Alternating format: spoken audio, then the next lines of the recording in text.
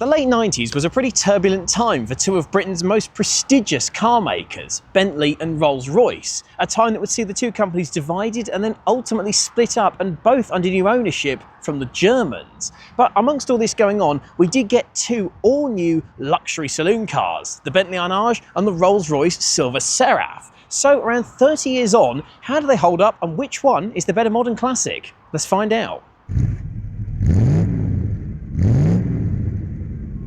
The Silver Spirit had proven a big success for Rolls-Royce, updating the already popular Silver Shadow platform, selling on average more than 1,000 cars a year and proving itself capable of competing with the luxury car big boys. But by the mid-early 90s, it was also clearly very outdated next to the likes of the Mercedes S-Class and the BMW 7 Series, and Rolls-Royce could only rely on tradition for so long. However, Rolls' owner Vickers lacked the funds to develop an all-new ground-up model, so it was decided that the next generation of Rolls-Royce and Bentley would be developed together from the word go to spread costs. Now, the platform would need to be more modern, and as a result, it would be 65% stiffer than the outgoing SZ platform, which of course was ultimately derived from the Silver Shadow, a car developed in the very late 1950s. Graham Hull was the man tasked with designing the new Rolls-Royce, and he said that he took inspiration from the 1950s Silver Cloud.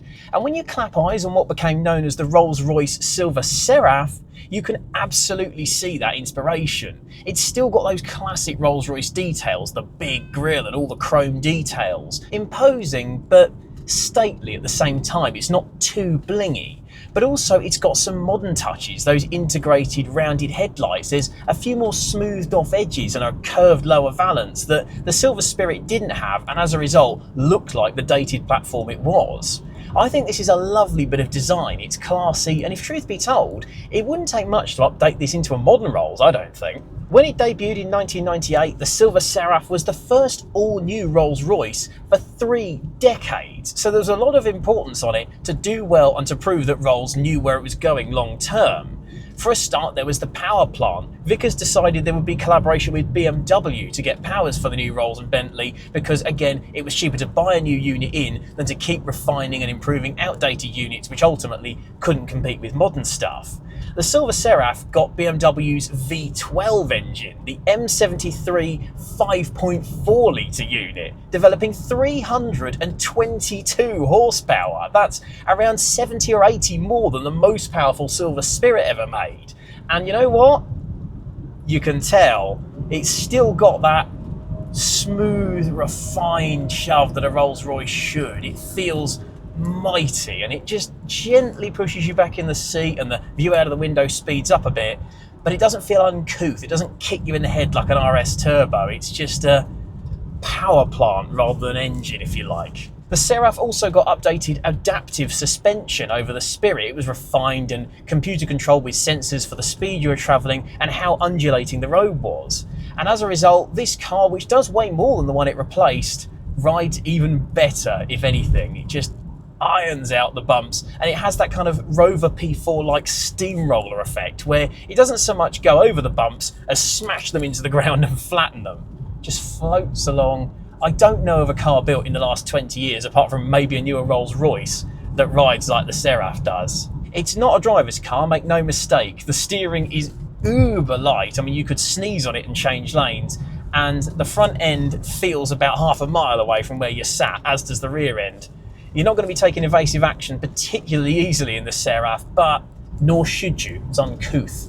Inside, the Seraph is very much a traditional Rolls-Royce. I've got lashings of leather on every surface, from the door cast to the seats and the steering wheel and the headlining. Massive wooden dashboard that's beautifully finished, and some nice chrome touches here and there. But to bring Rolls-Royce into the modern day, Vickers also insisted on buying in a lot of componentry from BMW. So when you look beyond a lot of the Rolls-Royce style gauges and the chrome switches, you'll see a lot of BMW details for stuff like the air conditioning and the electric seat control. While some would argue that makes it less pure, it's not a true British Rolls-Royce in here, it also all works. It feels high quality. It still feels pretty modern in here. It doesn't feel intimidating, but it's still got a couple of nice little Rolls-Royce touches, like a column change gear lever for the automatic gearbox and these little chrome pins for the air vents that decide where the air comes out of.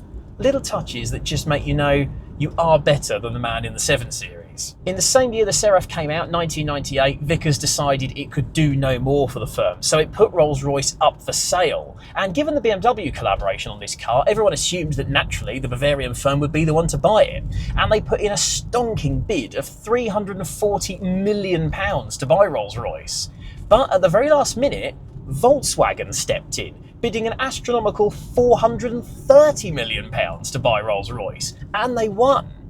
But they didn't read the small print, because yes, they did buy the factory with all its facilities, but they didn't actually buy all the bits that made it a Rolls-Royce. They didn't get the Rolls-Royce badge, they didn't get the Spirit of Ecstasy, they didn't get the rights to use the RR badge, and as a result, the car that they could build in this factory they bought couldn't be badged as a Rolls-Royce. Not to mention, when BMW found out that Volkswagen had outbid it, it was a bit bitter about the whole situation and served notice that it would no longer be supplying the engine or the electronics to build the Seraph. So what you had now was Volkswagen sort of owning Rolls-Royce and BMW entirely washing its hands of the situation, while the company and the Silver Seraph was all in turmoil. But while all this was going on and the Seraph was left in question and BMW and Volkswagen were arguing amongst themselves, as we all know, when the parents argue, it's the children that suffer.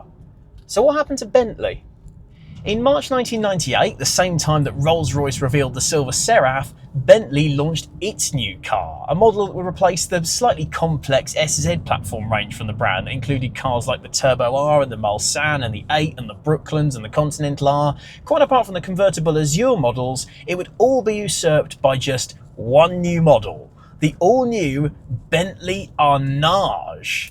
And while it was clearly still based on the same bones as the Silver Seraph, being designed as a sole Bentley from day dot meant the Arnage did have its own distinct visual identity. You can tell for a start it's not quite as showy as the Rolls-Royce is. It's got these darker smoked headlights, it's got a subtler mesh grille, it's got a different front bumper design. It's ever so slightly lower than the Seraph. And I think they've carried off evolving that Turbo R formula absolutely perfectly with the Arnage, and that continued under the skin because Vickers decided when they were negotiating deals for the BMW power plants that the two cars would also be distinctive by how they were powered. The Rolls-Royce would get the V12 from BMW, the big, smooth, quiet powerhouse, whereas the Bentley, being a little bit more sporting in nature, would get the V8. BMW's M62 4.4 litre unit, which was tuned by Cosworth with twin turbochargers and was more refined, more powerful and a lot smoother than the ancient L-Series engine, which could trace its roots back to the 1950s, don't forget. However,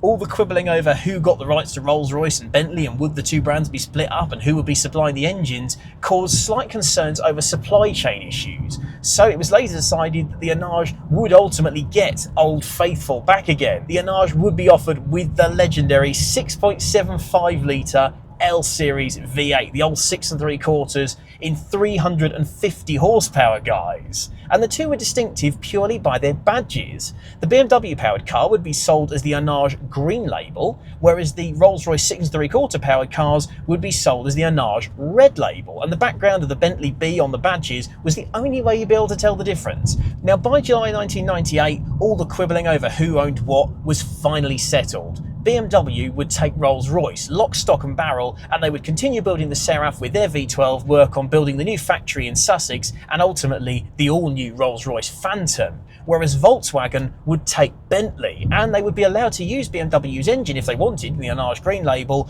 but of course they'd have to pay BMW royalties for it. So they ultimately decided to lean more towards using the L-Series, because that was an engine that Bentley and Rolls-Royce had full rights to. By 2002, the L-Series reached arguably its peak form in this, the Arnage R, which was a twin turbocharged variant of the 6 3/4 motor with 400 horsepower at its disposal, and it can shift. That is outrageously fast for a sort of 2.5 ton luxury car. 0 to 60 comes up in about 5 seconds, and I don't think much of this side of a BMW M5 would be able to see it off in saloon car world. And it is different in its power delivery to the Rolls-Royce. It's not this smooth, refined, gently speed up the view out the window. It does give you that push in the seat that the old Turbo R did. Oh. And it isn't just the sportier character of the engine with bit more of a rumble and obviously a bit more urgency to it in the Arnage. The interior is a bit sportier over the Rolls-Royce as well. You've got a lot more dials going on, but of course it's the same blend as the Seraph. You've still got the beautiful wood and leather and chrome touches you want from a crew-built luxury car, but with your BMW updates with the switchgear and the sat-nav. And this has even got a conventional automatic shifter in the middle. It is a perfect blend of old and new, this, and you could argue that the Bentley really does it better than the Rolls-Royce does. And then there's the suspension. Because the Arnage was designed to be the slightly more sporting, maybe not sporty car of the duo, it was slightly lower than the Seraph, and it had an ever so slightly firmer tune to its suspension. And as a result, while it does still iron out the bumps in that best crew-built luxury car fashion, to the point where I think you could run over a small hatchback and not really notice, it does feel that little bit tighter. The steering's got a tiny bit more weight to it, it's maybe a little bit more responsive, and the body control is tighter than the Rolls-Royce. It doesn't wander around quite so much. It feels more like a speedboat than an ocean liner, shall we say. And what's more, you can kind of see where that extra investment in the rigidity went. Don't forget, this body shell for these two cars is 65% stiffer than it was in the old SZ cars, and you can tell there's a lot less squeaking and rattling going on, and there's less shimmy from the car over bumps. It feels tighter, it feels more modern, but it's not perfect. And in the Arnage, you can kind of see, if I'm honest, as you go faster, because you've got more power at your disposal, it does still fidget a little bit as you get up to speed, and it feels maybe less refined than the Rolls does, because obviously